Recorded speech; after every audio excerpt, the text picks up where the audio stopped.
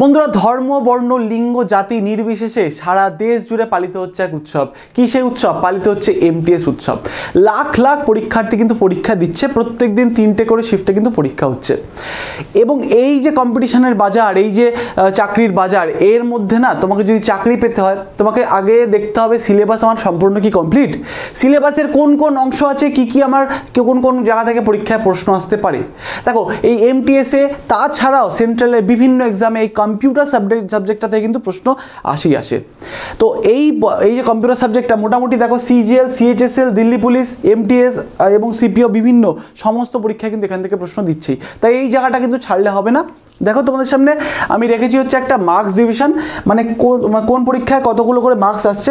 দেখো, এই যে দেখতে পাচ্ছ CGL, CHSL, MTS, RRB, NTPC, Delhi police, এই সমস্ত পরীক্ষাগুলো না মোটামুটি প্রিলিমিনারি যে পরীক্ষাগুলো আছে তার মধ্যে 1 থেকে 2 নম্বর তোমরা পাচ্ছই কম্পিউটার থেকে। আর যেমনটা এমটিএস চলছে বললাম, সেই এমটিএস এর 2 নম্বর মানেও কিন্তু 2 × 3 মানে হয়ে যাচ্ছে তোমার 6টা নম্বর। আর 6টা নম্বর কিন্তু প্রচুর বড় একটা ব্যাপার। এই 6টা নম্বর তোমার কিন্তু জীবন চেঞ্জ করে দিতে পারে, তাই কোনো অংশ ছাড়া যাবে না। তাই আজকে থেকে আমরা করব কম্পিউটারের ক্লাস এবং কম্পিউটারের বিভিন্ন প্রশ্ন যেগুলো এসছে সেগুলো আমরা আলোচনা করব, সাথে সম্পূর্ণ কম্পিউটারটাকে বুঝে নেব, সাবজেক্টটাকে বুঝে নেব এবং এগুলো আমরা সেটে ভাগ করে করব। প্রথম সেট, দ্বিতীয় সেট এরকমভাবে করতে থাকবো। তার মাধ্যমে তোমরা যদি সবকটা ক্লাস অ্যাটেন্ড করতে পারো, কম্পিউটার তোমাদের ক্লিয়ার হয়ে যাবে। এই 1-2 করে নম্বর তোমরা কিন্তু ক্লিয়ার করে নিতে পারবে, এটুকুনি আমার গ্যারান্টি। তাছাড়া দেখো, এই সিজিএল বেঞ্চে দেখতে পাচ্ছ 20টা প্রশ্ন আসে, 20 × 3 এতগুলো করে নম্বর আসে। যদিও এটা কোয়ালিফাইং, তাও কিন্তু কোয়ালিফাই তো করতেই হবে, তার জন্য সাবজেক্টটাকে জানতে হবে। সিএইচএসএল মেন্সেও কিন্তু সেম 15টা প্রশ্ন আসছে, × করে 3 মানে 3টে করে নম্বর রয়েছে।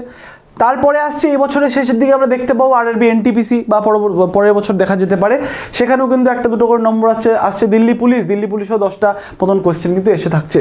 তাই এই জায়গাটা কিন্তু ছাড়লে হবে না, তাই এই উদ্যোগ তোমাদের জন্য। চলো প্রথমে সিলেবাসটা একটু দেখে নিই। দেখো, এটা হচ্ছে এসএসসির থেকে নেওয়া সিলেবাস, এসএসসির যে অফিসিয়াল সিলেবাস সেটাই আমি তোমাদের সামনে রেখেছি। দেখো কি কি আছে আমাদের সিলেবাসে। কম্পিউটার বেসিক্স অ্যাকচুয়ালি এটা কিন্তু বেসিক কম্পিউটার, এমন না যে তোমাদের খুব হাই লেভেল কম্পিউটার পড়তে হবে, সাধারণ একদম বেসিক কম্পিউটারগুলো পড়তে হবে। আর কম্পিউটার কিন্তু আমরা দৈনন্দিন জীবনে ইউজ করে থাকি, তাই খুব ইজি সাবজেক্টটা। কিন্তু অনেক কিছু হয়, টেকনিক্যাল জিনিস হয়, আমরা বুঝি না, সেখান থেকেই প্রশ্ন আসে। তাই সেই জায়গাগুলো যদি আমরা একটু আয়ত্তে নিয়ে আসতে পারি, আমরা এখান থেকে নাম্বার খুব ইজিলি স্কোর করতে পারবো। এবার দেখো, কম্পিউটার বেসিক্সের মধ্যে কি পড়ছে? অর্গানাইজেশন অফ কম্পিউটার, ঠিক আছে, প্রসেসিং ইউনিট, সিপিইউ কাকে বলে, আউটপুট ডিভাইস কি, ইনপুট ডিভাইস কি, তারপরে দেখো memory organisation, backup device, port, window explorer কি, কিবোর্ড শর্টকাট, প্রচন্ড পরিমাণ ইম্পর্টেন্ট জায়গা। চলো আজকে তোমাদের দেখাবো কেমন টাইপের প্রশ্ন আসে। এরপরে দেখো রয়েছে সফটওয়্যার একটা পার্ট। এর মধ্যে কি রয়েছে? এর মধ্যে রয়েছে আমাদের মাইক্রোসফট অফিস। আমরা জানি মাইক্রোসফট অফিসের আন্ডারে Microsoft Word, PowerPoint, Excel আছে, প্রচন্ড পরিমাণ ইম্পর্টেন্ট, খুব এখান থেকে পরীক্ষায় প্রশ্ন আসছে। আজকে আমি যে তোমাদের যে ক্লাসটা করাবো এর মাধ্যমে সমস্ত টাইপের প্রশ্ন কভার হয়ে যাবে এবং সাথে আরও এক্সট্রা প্রচুর কিছু জানতে পারবে। এরকম করেই আমরা পুরো সাবজেক্টটাকে কভার করব। আর তোমাদের যদি কালকেও এমটিএস থেকে থাকে না, তোমরা যদি এখান থেকে এই ক্লাসটা একটু দেখে যাও, দেখবে তোমাদের এখান থেকেও অনেক প্রশ্ন চলে আসতে পারে কমন, ঠিক আছে। তারপরে আছে internet, email, web browsing, searching, এইগুলো রয়েছে ডাউনলোডিং, আপলোডিং। তাছাড়া রয়েছে দেখো ই ব্যাংকিং রয়েছে, ঠিক আছে। তারপরে কি আছে? এই যে হ্যাকিং, তারপরে আমাদের বিভিন্ন যে ভাইরাস, এইসব ব্যাপারে। এটাই হচ্ছে আমাদের সিলেবাস, যেখান থেকে সব থেকে বেশি প্রশ্ন আসে সেগুলো আমি রেখেছি। ভালো করে ক্লাসটা দেখো, সম্পূর্ণটা ক্লিয়ার হবে। চলো ক্লাসে চলে যাই সরাসরি। দেখো, এই যে প্রশ্নগুলো দেখতে পাবে তোমরা, এগুলো কিন্তু সমস্ত এসএসসি, সিজিএল এবং তাছাড়া বিভিন্ন পরীক্ষায় আসা প্রশ্ন আমি তুলে রেখেছি একদম। তাই সবকটা প্রশ্ন দেখো, খুব সোজা প্রশ্ন, এমন না যে খুব কঠিন, নিজেরাই অ্যান্সার করতে পারবে। দেখো, প্রথম প্রশ্ন খুব সোজা প্রশ্ন, তোমরা নিজেরাই উত্তর করতে পারবে। দেখো কি বলেছে, সাফারি একটি ওয়েব ব্রাউজিং সফটওয়্যার, যেটা কে তৈরি করেছে, এটাই হচ্ছে প্রশ্ন। আর এগুলো কিন্তু সমস্ত প্রিভিয়াস ইয়ারে আসা প্রশ্ন, মানে আমি সমস্ত কিন্তু এসএসসির থেকেই তুলে একদম প্রশ্ন বসিয়ে দিয়েছি বলতে পারো, বিভিন্ন এসএসসির এক্সামের প্রশ্ন কিন্তু, ঠিক আছে। তারপর CGL, CHSL, CPO, Delhi police সমস্ত মিলিয়ে কিন্তু আমি দিয়েছি। তাহলে আমরা মোটামুটি জানোই এটা তোমরা, এটার আনসার কি হবে? এটার আনসার হবে অ্যাপেলের ওয়েব ব্রাউজার যেটা, সেটাকে আমরা সাফারি বলে থাকি। দেখো ছবি চলে এসছে তোমাদের সামনে, এই যে দেখতে পাচ্ছ, এই যে এই চিহ্নটা, প্রথমত এই চিহ্নটা দেখো, এটা আমাদের কিন্তু সবার পরিচিত গুগল ক্রোম, ঠিক আছে। গুগল ক্রোম আমরা সবাই চিনি, এটা কিন্তু সমস্ত প্ল্যাটফর্ম ইউজ হয়, ম্যাক, উইন্ডোজ, ঠিক আছে, সমস্ত জায়গায় ইউজ হয়। তারপরে রয়েছে ফায়ারফক্স, ঠিক আছে, এগুলো কিন্তু আমরা সমস্ত মোটামুটি আমাদের ফোনেও ইউজ করে থাকি। এটা হচ্ছে মাইক্রোসফট এজ, এটা আবার উইন্ডোজের একটা ওয়েব ব্রাউজার যেটা, সেটাকে বলে মাইক্রোসফট ওয়েব। তাছাড়া রয়েছে অপেরা মিনি বা অপেরা সফটওয়্যার, যেটা অপেরা ওয়েব ব্রাউজার, সেটাও দেখেছি আমরা। এবং আলটিমেটলি রয়েছে এখানে অ্যাপেলের যে ওয়েব ব্রাউজার, যেটার নাম হচ্ছে সাফারি। এটা কিন্তু অন্য কোনো প্ল্যাটফর্মে চলে না, শুধু অ্যাপেলের যে প্ল্যাটফর্ম বা ম্যাক ওএস, ঠিক আছে, বা আমাদের অ্যাপেলের যে ফোনগুলো তার মধ্যে কিন্তু চলে। এগুলো আমরা মোটামুটি সবাই জানি। এটাই কিন্তু এত সোজা প্রশ্নই কিন্তু এসছে আমাদের এসএসসির এক্সামে, বুঝতেই পারছি এমন কিছু কঠিন না। তাহলে চলো দেখে নিই পরের প্রশ্ন। দেখো এই যে প্রশ্নগুলো তোমাদের জন্য রেখেছি এগুলো কিন্তু বিভিন্ন ক্যাটাগরি বা টাইপ ওয়াইজ। মানে কি, মানে হচ্ছে তোমরা যদি এই প্রশ্নগুলো সমস্ত দেখলে তোমরা বুঝতে পারবে যে অ্যাকচুয়ালি আমাদের এক্সামিনাররা কোন কোন সেক্টর বা কোন কোন জায়গা থেকে প্রশ্ন করছে। দেখো এই একটা টাইপের প্রশ্ন কি বলেছে, একটি সাধারণ ডোমেন যা বিশ্বব্যাপী ব্যবহৃত হয়। আচ্ছা ডোমেনটা কি, আমরা মোটামুটি সবাই আমরা নেট ইউজ করি এবং বিভিন্ন ওয়েবসাইট খুলি, ফেসবুক খুলি, আমাদের যে কোনো ফর্ম ফিল আপের জন্য বিভিন্ন ওয়েবসাইট ইউজ করি। তো আমরা মোটামুটি কি দেখতে পাই, এই দেখো .com, যে কোনো ওয়েবসাইটে সে .com লেখা থাকবে, .in লেখা থাকবে, .govt.in, ঠিক আছে। আবার কোনো কোনো জায়গায় এরকম লেখা থাকে, শুধু .in লেখা থাকতে পারে। তো এইগুলো কি, এগুলো হচ্ছে ডোমেন, ঠিক আছে, এগুলোকে বলে ডোমেন। তো এখানে যে প্রশ্নটা আমাদের করেছে খুব সোজা প্রশ্ন, এমন কিছু কঠিন না, খুব জেনারেল নলেজের মতন প্রশ্ন। বলেছে যে সব থেকে বেশি কমনলি ইউজ যে ডোমেন নেম ইউজ হয় সেটা কোনটা, সেটা হচ্ছে .com। আমরা মোটামুটি .com-এর কথা নামটা তো সবাই শুনেইছি।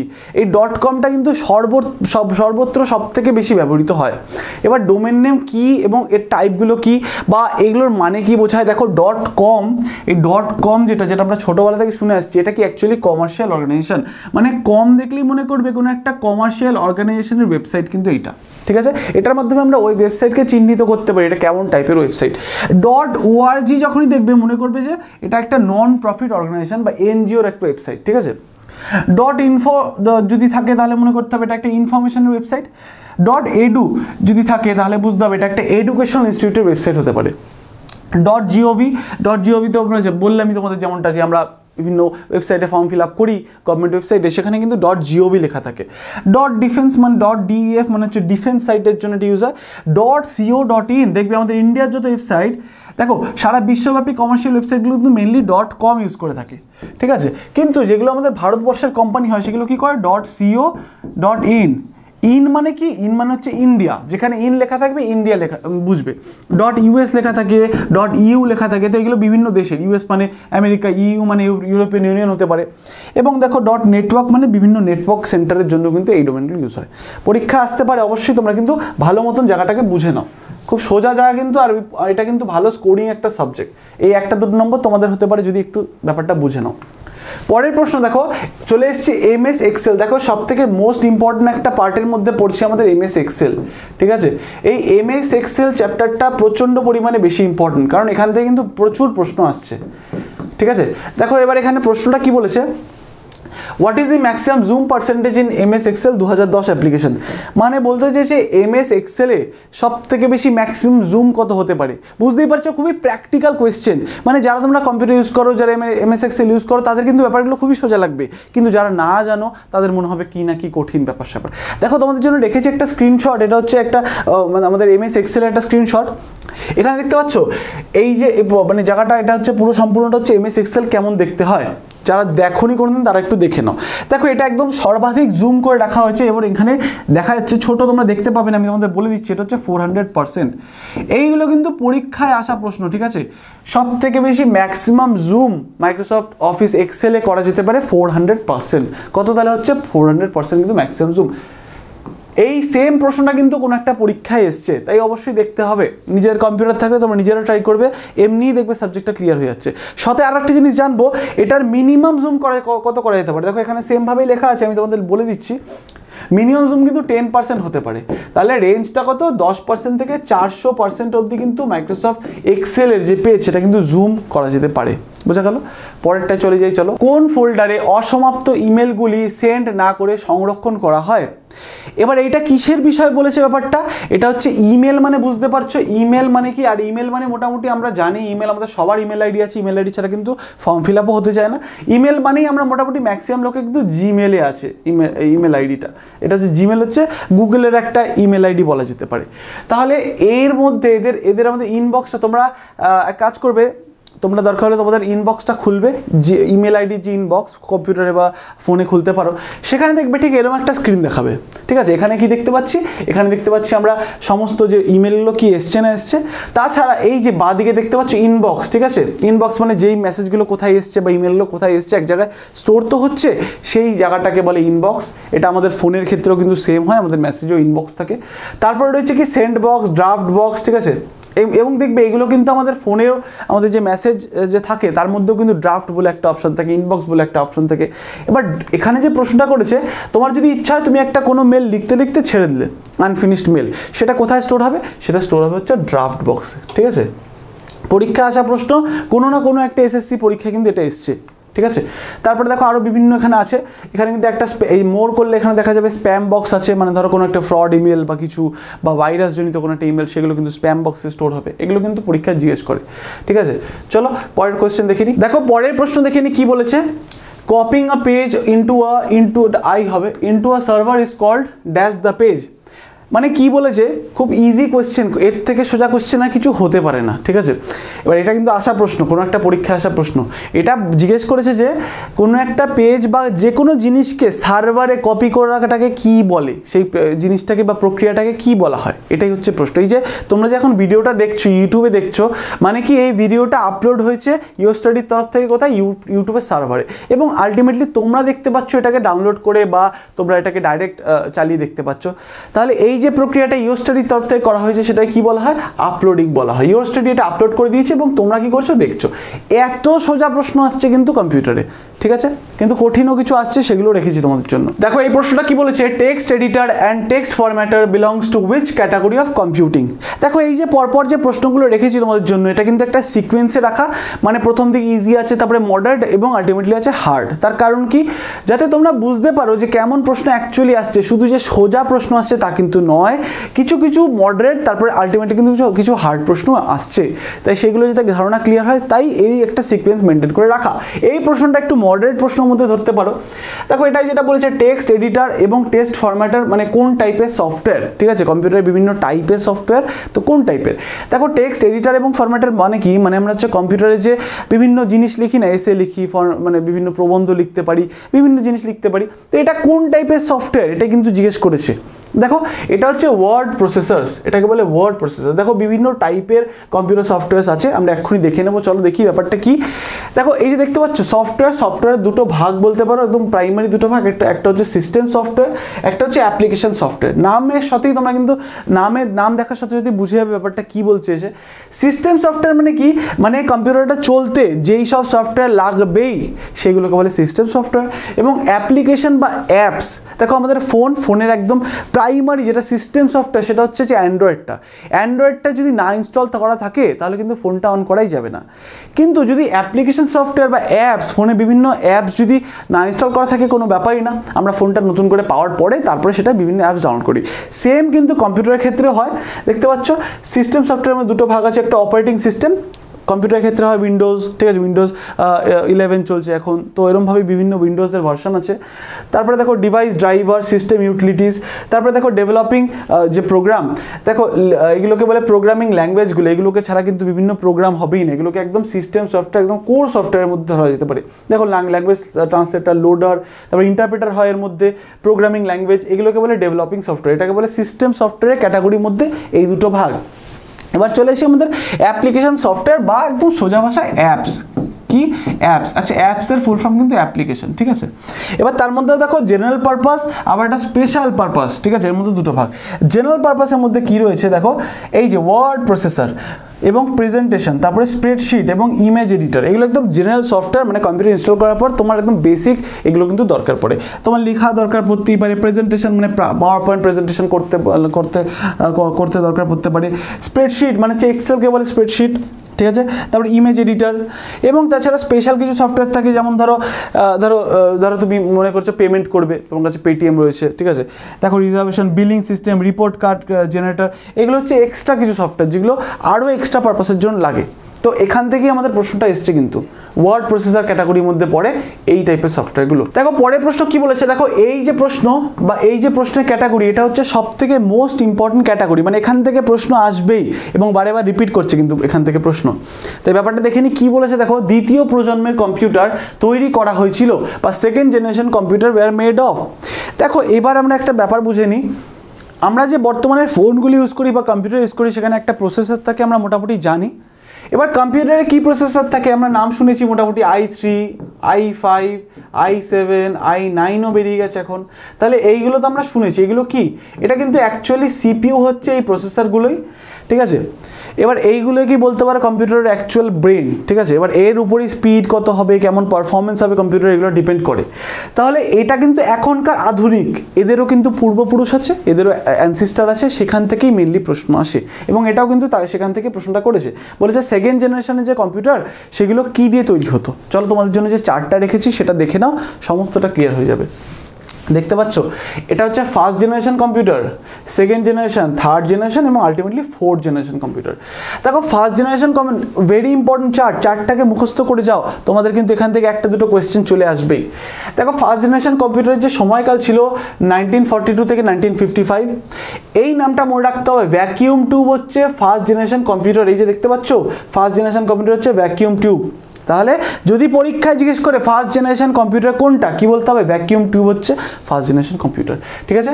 এবং দেখো এর ব্যাপারটা কি ছিল, এগুলো কিন্তু বিশাল বড় সাইজের ছিল, বিশাল বড় সাইজ, তুমি ধারণা করতে পারবে না। দেখো এই যে ফার্স্ট জেনারেশন কম্পিউটার কিছু এক্সাম্পল আছে, ENIAC 1, তারপরে হচ্ছে EDVAC, তারপরে হচ্ছে UNIVAC 1। দেখো ENIAC 1 যেটা, এটার ওয়েট ছিল 27 টনস, বুঝতে পারছো এত ওয়েট ছিল, এত। তাহলে এইটাকে বলে ফার্স্ট জেনারেশন কম্পিউটার। পরীক্ষায় কিন্তু এই প্রশ্নটাই করে নেবে যে ফার্স্ট জেনারেশন কম্পিউটার কোনটা, যেমনটা করেছে এখানে। দেখো এখানে বলেছে সেকেন্ড জেনারেশন কম্পিউটার কোনটা, তাহলে সেকেন্ড জেনারেশন কম্পিউটার কোনটা, ট্রানজিস্টারকে বলা হয় সেকেন্ড জেনারেশন কম্পিউটার। এই যে দেখে নাও ছবিটা, এইটা হচ্ছে সেকেন্ড জেনারেশন কম্পিউটার বা ট্রানজিস্টার, ঠিক আছে। এর মধ্যে এক্সাম্পলগুলো দেখে নেবে একটু, এর যা যা এক্সাম্পল আছে, এই যে IBM 1401, IBM 1620, এখান থেকেও প্রশ্ন করে যে দিয়ে দেয় ENIAC 1 কোন জেনারেশনের কম্পিউটার, ঠিক আছে, বা বলে দিল IBM 1401 কোন জেনারেশনের কম্পিউটার, ঠিক আছে, এরকমভাবে প্রশ্ন করে। দেখো থার্ড জেনারেশন কম্পিউটার হচ্ছে আইসি বা ইন্টিগ্রেটেড সার্কিট, এই যে দেখতে পাচ্ছ থার্ড জেনারেশন কম্পিউটার হচ্ছে আইসি বা ইন্টিগ্রেটেড সার্কিট, ঠিক আছে। এরপরে কি রয়েছে, এরপরে রয়েছে ফোর্থ জেনারেশন কম্পিউটার। এবার ফোর্থ জেনারেশন কম্পিউটার এবং ফাইভ জেনারেশন কম্পিউটার।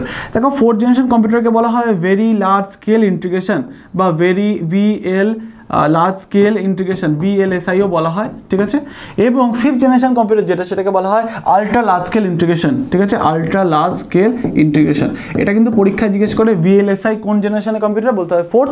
ULSI হচ্ছে আমাদের আলট্রা লার্জ স্কেল ইন্টিগ্রেশন, মানে বর্তমানে যে ভার্সনগুলো কিন্তু এগুলো আমরা দেখতে পাচ্ছি, পরীক্ষায় কিন্তু জিজ্ঞেস করে, অবশ্যই এখান থেকে কোশ্চেন আসবে এবং তোমরা কিন্তু ভালো করে পড়ে গেলে উত্তর করতে পারবে। তাহলে সেকেন্ড জেনারেশন কম্পিউটার কোনটা, দেখো নিজেরাই পারবে কোনটা, দেখে নাও ছবি, এই যে ট্রানজিস্টার হচ্ছে সেকেন্ড জেনারেশন কম্পিউটার, দেখলে কত সহজে নিজেরাই পারছো। ভ্যাকিউম টিউব কোন জেনারেশন কম্পিউটার, ভ্যাকিউম টিউব হচ্ছে first generation computer. Integrated circuit কোন জেনারেশন কম্পিউটার, ইন্টিগ্রেটেড সার্কিট হচ্ছে আমাদের থার্ড জেনারেশন কম্পিউটার। এবং অপটিক্যাল ফাইবার কোন জেনারেশন কম্পিউটার, ফোর্থ জেনারেশন কম্পিউটারের মধ্যে পড়ছে অপটিক্যাল ফাইবার, ঠিক আছে, বোঝা গেল। এগুলো কিন্তু প্রিভিয়াস ইয়ারে আসা প্রশ্ন। দেখো পরের প্রশ্ন, এটা আর একটা ক্যাটাগরি। দেখো কিবোর্ড শর্টকাট থেকে কিন্তু প্রচণ্ড পরিমাণে পরীক্ষায় প্রশ্ন আসছে। এবার কিবোর্ড শর্টকাটটা কি, যারা জানো না তাদের জন্য বলে দিই। আমরা মাউস দিয়ে বিভিন্ন কাজ করি কম্পিউটারে, এবার কোনো এমন কাজ বা বিভিন্ন কাজ আমরা মাউস ছাড়াও না খুব সহজে কিবোর্ডের মাধ্যমে করতে পারি, তার জন্য বিভিন্ন কি ইউজ করতে হয়। সেখান থেকেই প্রশ্ন আসে যে কোন কি দিয়ে কোন শর্টকাট ইউজ করা যায়।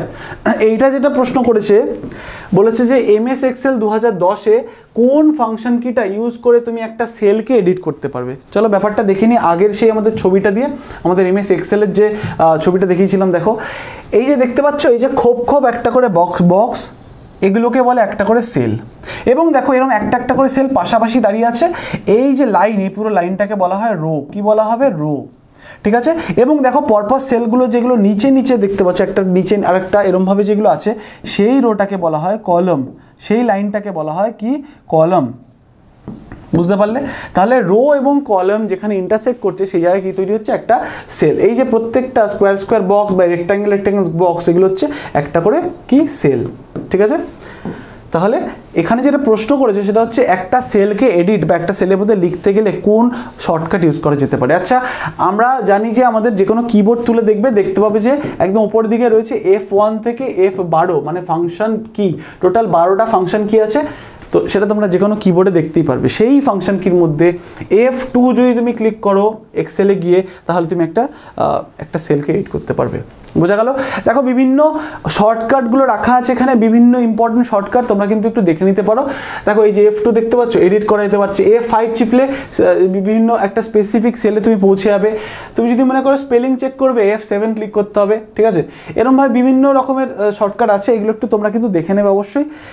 এইগুলো না দেখলে কিন্তু পরীক্ষায় এইখান থেকে প্রচুর প্রশ্ন আছে, নাম্বার মিস হয়ে যেতে পারে। তাই এই জায়গাটা কিন্তু দেখতেই হবে, কিচ্ছু করার নেই, একটুখানি দেখে নিও তোমরা।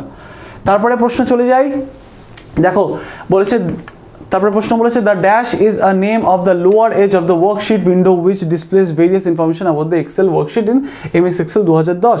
মানে হচ্ছে মানে বলেছে যে আমাদের এক্সেলের যে ইয়েটা আছে, এই দেখো এক্সেলের যে আমাদের তোমাদের ছবিটা দেখালাম ওটা তো আছে সেম, এটা একটা পুরনো ভার্সনের এক্সেল। এখানে এই বিভিন্ন জায়গার বিভিন্ন নাম আছে, ঠিক আছে। এটাকে কি বলে, এটাকে বলে টাইটেল বার, কি বলে টাইটেল বার, ঠিক আছে। এবং এটাকে কি বলে, এটাকে বলে হচ্ছে মেনু বার, কি বলে মেনু বার। দেখতেই পাচ্ছ বিভিন্ন মেনু আছে। এবং এই যে জায়গাটা এটাকে বলে রিবন, কি বলে রিবন, ঠিক আছে। এটা তোমরা নিজেরা যখন খুলবে মাইক্রোসফট এক্সেল তোমরা দেখতে পাবে যে এই তিনটে জায়গা তো আছেই। আমরা এখানে মেনু বারের মধ্যে দিয়ে বিভিন্ন অপশান ক্লিক করলে একটা করে জায়গা খুলে আসবে, সেই যে জায়গাটা খুলছে এটাকে বলে রিবন বলা হয়। তাছাড়া এমএস এক্সেলের জন্য মনে রাখবে এই জায়গাটাকে বলে ফর্মুলা বার, কি বলে ফর্মুলা বার, ঠিক আছে। এটা কিন্তু পরীক্ষা জিজ্ঞেস করে, এই ছোট ছোট জায়গা থেকে কিন্তু পরীক্ষা জিজ্ঞেস করে। তাহলে এখানে যে অপশন, এই যে উত্তরটা হবে এটা হবে রিবন হবে উত্তর, ঠিক আছে। বিভিন্ন তথ্য সম্প্রদান করে যেই বারটা সেটা হচ্ছে রিবন বার, বোঝা গেল। এটাই হচ্ছে প্রশ্ন ছিল। এবার দেখো, এবার হচ্ছে একটা গুরুত্বপূর্ণ প্রশ্ন, আমাদের লাস্ট প্রশ্ন, কিন্তু খুব গুরুত্বপূর্ণ প্রশ্ন।